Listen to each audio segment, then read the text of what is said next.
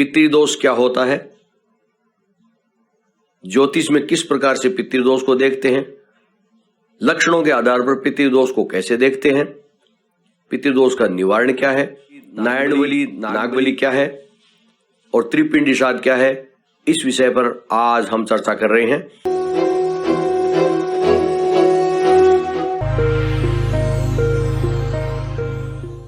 नमस्कार, astro park में आपका स्वागत है। आपकी सेवा में उपस्थित हूं स्वामी आत्मविश्वास महेश चंद्र पुरोहित। प्रिय दर्शकों, ज्योतिष के माध्यम से तो हम पूर्ववर्ती वीडियो में चर्चा कर चुके हैं कि पितृदोष किस प्रकार से होता है, किन योगों से बनता है। सूर्य राहु, सूर्य केतु, गुरु राहु अर्थात चंडाल योग, मंगल राहु अर्थात अंगारक योग, काल सर्प योग, सूर्य केतु बुध का योग, सूर्य राहु बुध का योग, शनि राहु का योग, शत्रुबाधा योग आदि, इस प्रकार के अनेक योग हैं जिनसे पता चलता है कि जातक के परिवार में पितृदोष है, जातक की कुंडली में पितृदोष है और कुंडली शापित है। पितृदोष होने के लक्षण क्या क्या होते हैं, हम बिना ज्योतिष के लक्षणों के आधार पर पितृदोष का पता कैसे कर सकते हैं, आइए इस पर चर्चा करते हैं। ऐसे कौन कौन से लक्षण हैं जिनको देखकर हमें यह पता चलता हो कि परिवार में पितृदोष है। कई बार अकस्मात से दुर्गंध आती है और पता नहीं चल पाता कि दुर्गंध कहां से आ रही है, क्यों आ रही है। यह पितृदोष का एक लक्षण है।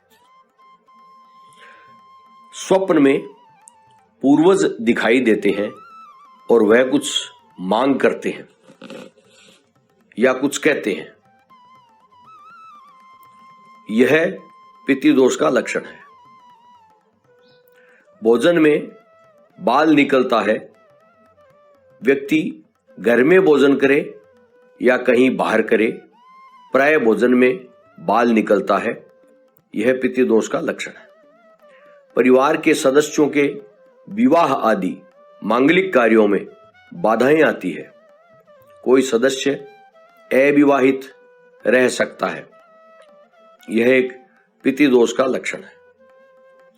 कोई भी शुभ कार्य हो, उस समय कोई ऐसा वातावरण बन जाता है जिससे झगड़ा उत्पन्न हो जाता है, प्रसन्नता का क्षण दुख में बदल जाता है, शुभ कार्यों में अड़चन आती रहती है, यह पितृदोष का लक्षण है।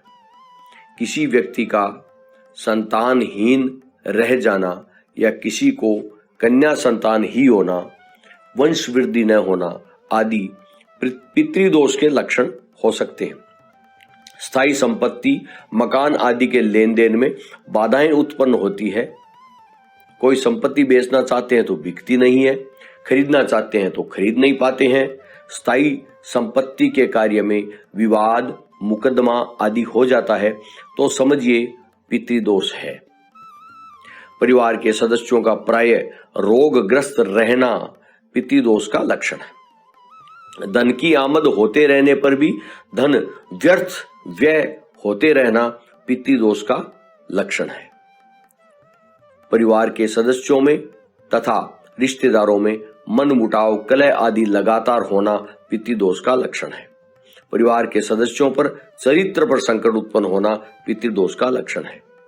परिवार के सदस्यों की विद्या प्राप्ति में बाधा आना या विद्या प्राप्ति में मन नहीं लगना, विद्या के किसी कार्य में मन नहीं लगना पितृदोष का लक्षण है। पितृदोष की शांति के लिए सामान्य जीवन यापन की प्रक्रिया क्या होनी चाहिए? स्वयं के द्वारा किसी व्यक्ति को कोई कष्ट न पहुंचे, इस बात का ध्यान रखना चाहिए। स्वयं के द्वारा कोई पीपल का पौधा, पेड़ लगाना चाहिए। किसी व्यक्ति की धन संपत्ति आदि कभी नहीं हड़पनी चाहिए। किसी गरीब कन्या के विवाह में सहयोग करना चाहिए। आचार विचार अच्छे रहने चाहिए। धार्मिक व आध्यात्मिक जीवन जीना चाहिए। परोपकार के कार्य करते रहना चाहिए। पितरों के प्रति श्रद्धा रखनी चाहिए। पितृदोष शांति के लिए कई तरह के उपाय हैं, जैसे नारायणवली और नागवली। तो क्या होते हैं ये प्रयोग, इस पर चर्चा करते हैं। पितृदोष की शांति के लिए सर्वप्रथम तो यह ध्यान देना चाहिए कि पितरों की मुक्ति कैसे हो। सबसे अच्छा उपाय मुक्ति का ही होता है, तो उनकी मुक्ति का उपाय करना चाहिए। पितृदोष के बारे में केवल यह न समझें कि केवल परिवार के पितर ही पितृदोष उत्पन्न करते हैं, उनसे ही होता है, ये नहीं है। कोई बाहर की आत्मा भी हो सकती है, अज्ञात आत्मा हो सकती है, जिनसे पितृदोष उत्पन्न होता है। तो उन सब का श्रेष्ठ उपाय उनकी मुक्ति का उपाय होता है। पितृदोष निवारण के लिए नारायणवली और नागवली प्रयोग करना चाहिए। नारायणवली प्रयोग में क्या होता है, उस प्रयोग से पितृदोष निवारण होता है, तथा नागवली प्रयोग से सर्प या नाग की हत्या के दोष का निवारण होता है। कई बार ये दोनों प्रयोग ही करने पड़ते हैं। किसी मृतक का अंतिम संस्कार, पिंडदान आदि विधान से पूर्ण न हुआ हो, ऐसे प्राणियों को प्रेत योनि से मुक्त करने के लिए नारायणवली विधान किया जाता है।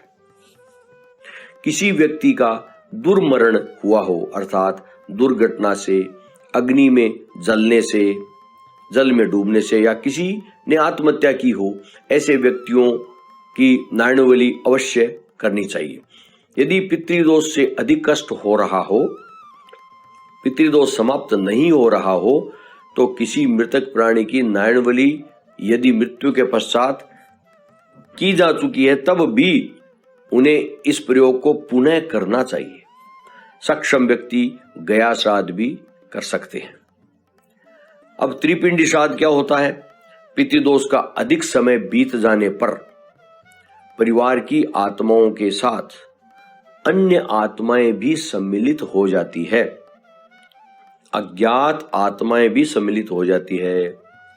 अतः शास्त्रों में एक ऐसा विधान है जो किसी प्राणी के नाम से नहीं होता है, उसका प्रयोग किसी के नाम से नहीं होता है, उसे कहते हैं त्रिपिंडी श्राद्ध। त्रिपिंडी श्राद्ध किसी प्राणी के नाम से नहीं होता है। यह श्राद्ध 3 श्रेणियों के आधार पर होता है। सात्विक, राजसिक और तामसिक आत्माओं के नाम से यह श्राद्ध होता है। इस प्रयोग से सभी ज्ञात अज्ञात सात्विक, राजसिक और तामसिक प्रकार की आत्माओं की मुक्ति होती है। यह प्रयोग बहुत ही कारगर प्रयोग कहा गया है। उचित मूर्त के अनुसार घर से 3 नारियल ज्ञात व अज्ञात आत्माओं का आह्वान करके किसी नदी के घाट पर ले जाने चाहिए। जिन गांवों या शहरों में नदी नहीं होती है, उन गांवों या शहरों में यह प्रयोग किसी श्मशान भूमि में किया जा सकता है। उस स्थान पर 3 कलशों के ऊपर ये तीनों नारियल रखकर उन पर सात्विक, राजसिक और तामसिक आत्माओं की मूर्तियों का पूजन होता है। तत्पश्चात नीचे पितरों के 3 चट होते हैं। पितरों को कुशा के आसन दिए जाते हैं। सात्विक, राजसिक और तामसिक आत्माओं के लिए ये 3 आसन होते हैं। वहां उनका पूजन व श्राद्ध होता है तथा पिंडदान होता है। जौ के आटे का, चावल के आटे का तथा तिल के आटे का पिंड दिया जाता है। पिंडों का पूजन होता है। उसके बाद भगवान विष्णु का तर्पण होता है तथा पिंडों के ऊपर पितरों का तर्पण होता है। छाया पात्र तथा वस्त्र आदि का दान भी किया जाता है। कांसी की कटोरी में घी डालकर तथा सोने की टिकड़ी डालकर स्वयं का चेहरा अर्थात परछाई देखकर दान किया जाता है। इसके साथ ही धोती, गमछा, बनियान, चप्पल, लोटा, घड़ा आदि दान दिए जाते हैं। और उसके बाद में श्राद्ध का कर्म पूरा होने पर स्नान कर लेना चाहिए। श्राद्धकर्ता को स्नान कर लेना चाहिए और पहने हुए कपड़े जो होते हैं वो धो लेने चाहिए और यथासंभव वो कपड़े वहीं पर छोड़ देने चाहिए। 3 ब्राह्मणों को खिचड़ी का भोजन करवाया जाता है या खिचड़ी के लिए सूखी सामग्री का दान किया जाता है। इस प्रकार से श्रद्धा और विधि पूर्वक यह प्रयोग करने पर सभी प्रकार की आत्माओं की मुक्ति हो जाती है। यदि किसी ने घर में पितरों का स्थान, मंदिर आदि बना रखा हो तो यह प्रयोग करते समय उस स्थान में आह्वान करके वहां से जो पितरों के लिए वस्त्र, आसन, लोटा आदि वहां जो होते हैं वे सब जहां श्राद्ध कर रहे हैं वहां लेकर जाना चाहिए। आह्वान के साथ ही वहां लेकर के जाना चाहिए और यह प्रयोग करने के पश्चात पितरों के उस स्थान को हटा देना चाहिए। यह मुक्ति का उपाय है। यह प्रयोग करने से सभी प्रकार के पितरों व सभी प्रकार की आत्माओं का आशीर्वाद प्राप्त होता है और उनकी मुक्ति या पुनर्जन्म हो जाता है।